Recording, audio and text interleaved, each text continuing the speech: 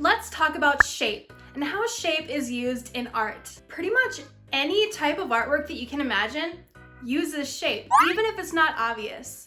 But there are a lot of artworks where it is obvious that shape is clearly used, where you can clearly see obvious squares or obvious circles or triangles or basically any shape that you can imagine. One popular art movement that uses a lot of obvious shapes would be abstract art.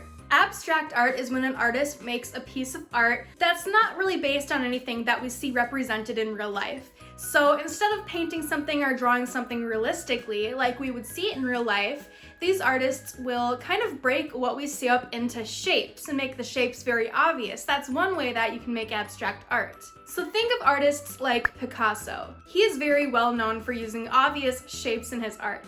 If we look closely at a Picasso painting, there's really a lot of triangles and squares and circles that we can really easily make out, but it doesn't always have to be that easy to tell that there's shapes in a painting for there to be shapes in a painting. For example, let's look at this painting of a still life of apples.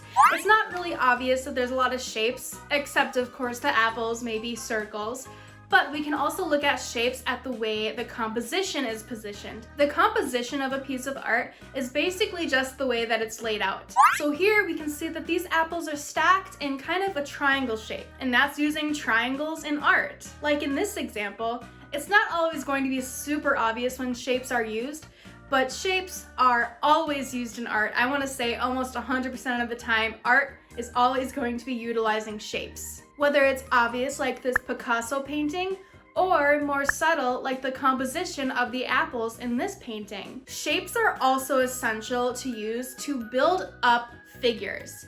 And what I mean by that is everything is made up of shapes. Let me use an example of drawing a horse. In order to draw a realistic proportioned horse, it's really important to start with the basic shapes. In this step-by-step tutorial, you can see that you want to start out by using 3 circles, and then when you want to move on to the next step, you add a couple more shapes. And then on the next step, you add a couple more shapes and so on. And eventually, all these shapes, when drawn together, end up looking like a horse. So you can kind of use that method to draw anything you want.